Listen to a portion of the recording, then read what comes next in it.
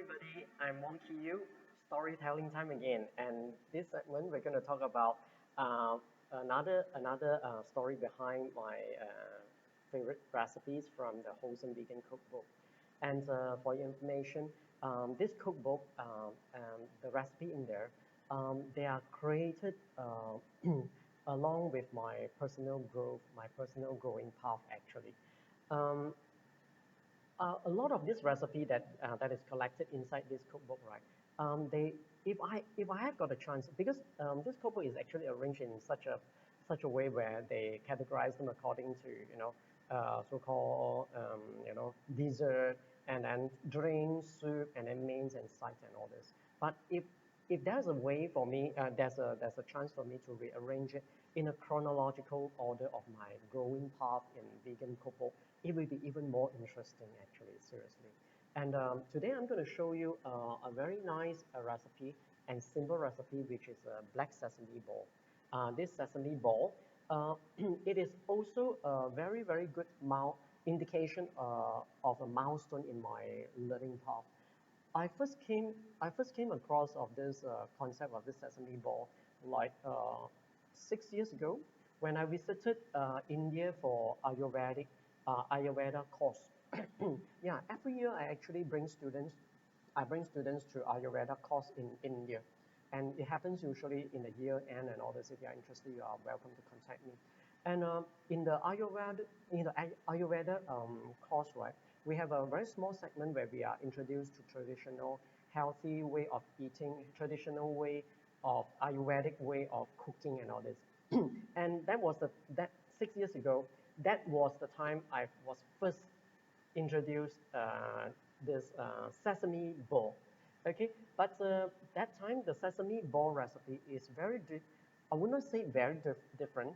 It's quite different from what you see now, because the original recipe that I learned from Ayurvedic course for the sesame ball was three ingredients also, black sesame definitely, and then the second recipe is poha.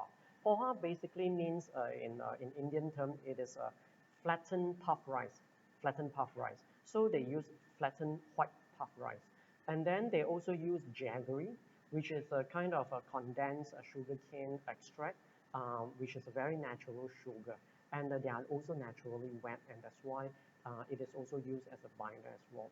So the original recipe is such that they blend the poha with the black sesame seeds or black sesame powder. You can do it that way as well, along with the jaggery together. And then after that, the mixture, I would say batter is a mixture, and then you just knead it inside your hand and become a ball, just like the presentation like this. Okay, but after I learned that recipe, I wasn't so-called satisfied enough because poha is actually basically made of white rice. I'm such a such a picky nutrition teacher. I discourage people from taking white rice, definitely. I wanted people to take brown rice. So what happened is that when I come back, I wanted to reinvent or modify this recipe.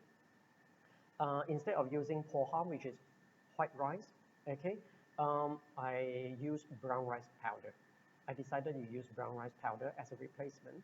And then because jaggery is something very Indian, I'm afraid like some of the Chinese community or some other people who are non-Indian, they may not be very familiar with it. While I bet jaggery is all throughout the world. I bet it's all throughout the world. But I wasn't quite so-called um, so-called confident that people will be able to find jaggery naturally or radially. So I replace it with something which is even better, I think, which is a majol date. Because jaggery, after all, is an extract. If you join my nutrition course, I will tell you that we try to minimize processing. We try to minimize avoid the use of so-called extracts or refined stuff. Although jaggery is not very refined, but compared, when in comparison to major date, which is actually getting easier and easier to buy nowadays because you can buy online, you can buy from organic shops, you can buy from some Arabian shops, some Middle East shop, and all this. And especially when Ramadan come, which is the Malay so-called fasting month come, you see it is everywhere in the supermarket. So I decided to use that. So instead of the jaggery, I used uh, the matcha as a replacement. So when I blend them all together, it works well as well. I was very, very happy it worked so well, basically.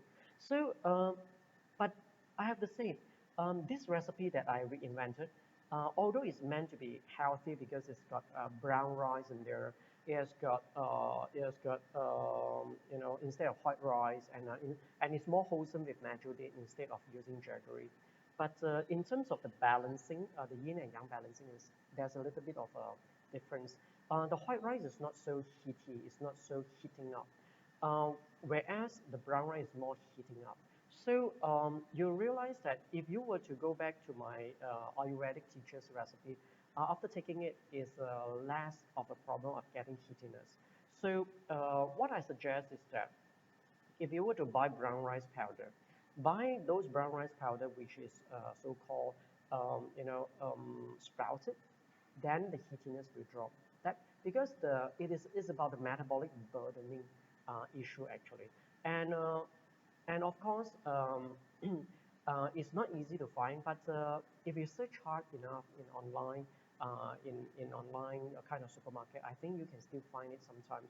Worst case, I invite you guys to come to Malaysia for shopping organic shopping course I always do.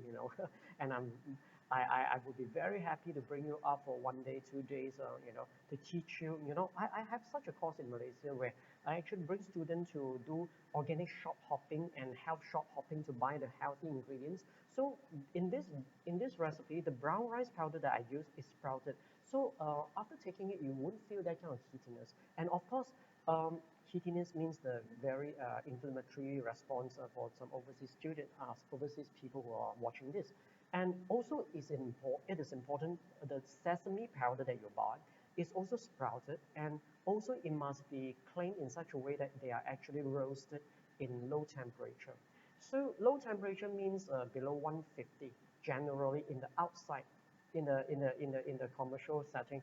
If they don't tell you it's a low temperature roasting of the sesame, is easily above 150, then it will be damaging the fat, of course, and because of the damaged fat, you get inflammatory response. So the sesame powder that I use here, basically, I use the raw sesame powder, which is sprouted from a local organic farm called TT Eco Farm Malaysia. And when I combine this raw sprouted sesame powder along with sprouted brown rice powder and with the natural date, I tell you, this work magic. And what's the benefit of having this so-called magic ball? I got it magic ball, power ball. This sesame ball. According to our Ayurvedic teacher, because sesame has got a lot of this good fat in there, which is very important for our reproductive system. That means they are very important in balancing our reproductive hormones, basically. It's very, very vital. And it's good for both men and women. And if you take this ball like once a day, one ball per day, two balls per day, you'll feel that you are more invigorated. And it's especially important for the vegans because, and this is considered a yang food, where many vegetarian out there or vegan out there, they are unknowingly falling into a situation where they are taking too much green stuff, especially people who take too much fruit juice and also fruits and others. So this would be a very balancing snack, okay, for a lot of vegans. All right, so I hope you enjoyed the session today like I do, and I'll see you again next time. Bye bye.